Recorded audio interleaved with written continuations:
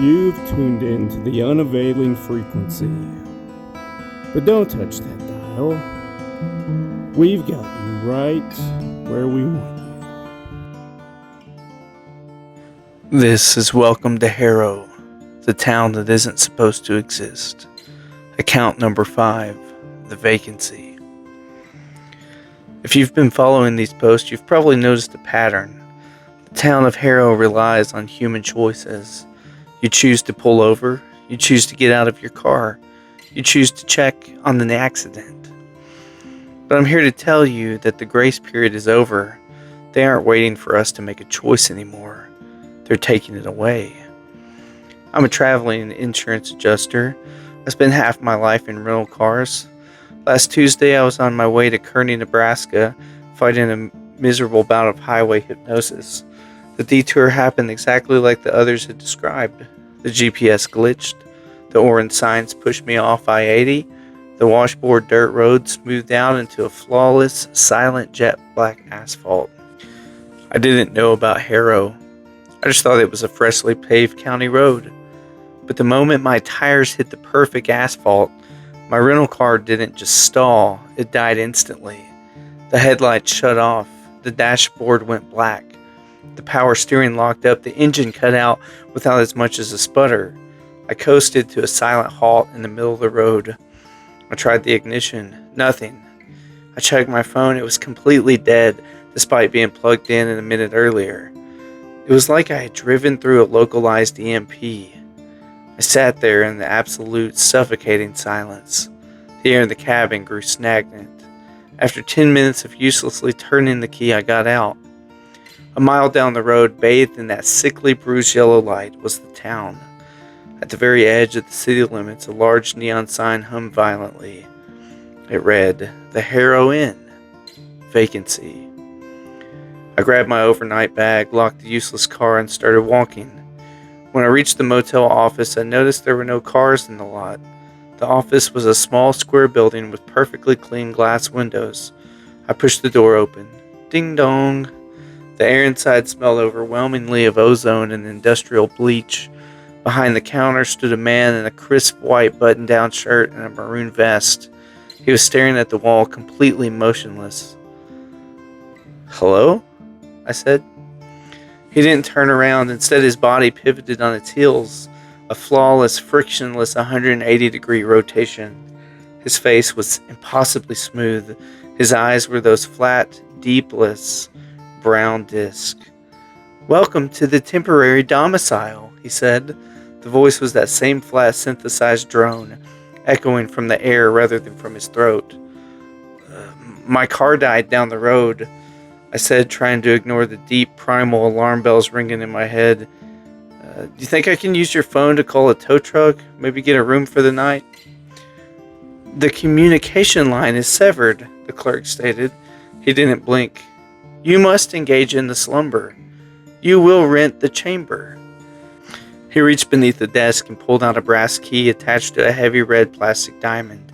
He slid it across the counter. It moved perfectly straight, stopping exactly halfway between us. "How much?" I asked, reaching for my wallet. "We do not require the paper," the clerk said. He leaned forward, his torso moving without his lips shifting. "We require the observation of the unconscious state. You must demonstrate the paralysis." My blood ran cold. The what? "Take the key. Proceed to chamber 7. Assume the horizontal position. We will observe the paralysis." I grabbed the key. My hands were shaking and backed out of the office. Every instinct in me told me to run back down the pitch black road. But it was 40 degrees outside and I had a dead car and no phone. I figured I'd just lock the door to room 7, barricade it, wait for sunrise. I found room 7 on the ground floor. I unlocked the heavy wooden door and stepped inside. I flipped the light switch on.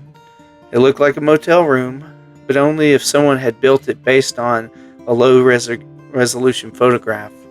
The television on the dresser wasn't a TV, it was a solid block of black plastic with a screen painted on it in a glossy gray. The lamp on the nightstand had a bulb, but no power cord. It just emitted light from within the glass. I walked over to the bathroom. There was an archway but no door. Inside there was a mirror and a sink, but the faucet had no hole for water to come out of. It was just a solid piece of mottled chrome. Then I touched the bed. The blanket was incredibly heavy, feeling almost like a thick sheet of rubber.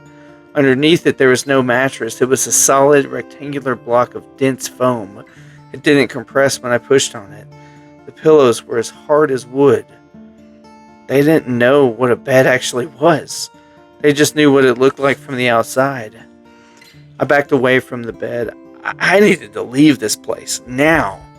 I walked to the front door and threw the deadbolt. I dragged the heavy plastic dresser in front of it. Then I backed into the corner of the room, clutching my bag to my chest, and stared at the floor. For an hour, there was only that crushing, padded silence. But then I heard it. Swish, swish, swish. The sound of those gliding footsteps on the concrete walkway outside. Not just one person. Dozens. The footsteps stopped right outside my room. I held my breath. I crept toward the window, which was covered by thick, stiff curtains. I peeled back the edge just a fraction of an inch and peered out. And under the yellow glow of the motel overhang, the town of Harrow had gathered. There were at least 50 of them. Men, women, children, the cop, the waitress. They were all standing in rows facing my door.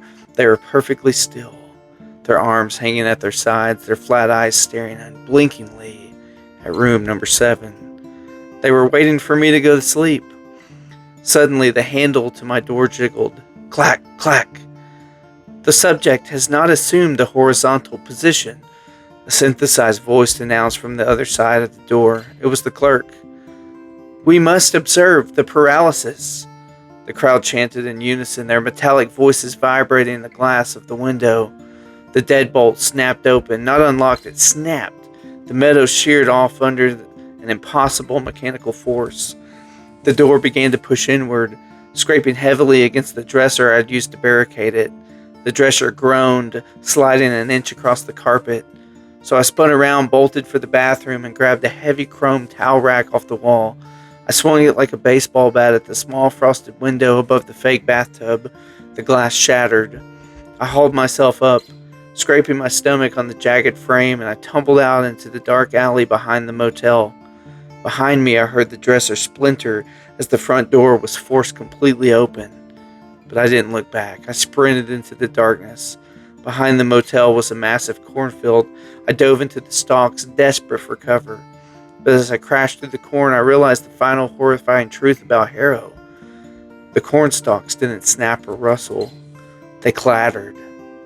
I reached out to push one of them out of my way, and it was hard, smooth, entirely unyielding. It was made of plastic. Thousands of acres of perfectly molded plastic corn. The subject is fleeing. A voice boomed from the motel behind me. Initiate the pursuit protocol. I ran blindly through the plastic labyrinth. Behind me I could hear them. They weren't running. They were gliding through the stalks, their bodies making sickening high-speed thwacking sounds against the plastic leaves. They were moving incredibly fast, their heads staying perfectly level in the dark. I ran until my lungs burned. I tasted blood in my mouth. Finally, I burst out of the plastic corn and tumbled down a steep embankment, hitting the gravel of a county highway. My knees were bleeding. My hands were sliced up. I looked back up the embankment. At the edge of that plastic field, figures were standing perfectly still, silhouetted against the dark. They didn't step onto the gravel. It was as if they were tethered to the town. I walked back down the highway for 6 miles until a passing farmer picked me up with his pickup truck. Harrow isn't just a diorama anymore. It's a roach motel. They figured out how to shut down our machines so we can't leave. If you see the orange detour signs on I-80, just turn around. Drive the wrong way on the highway if you have to. Drive into the ditch. Do whatever it takes. Because if you walk into the Harrow Inn, you're never checking out.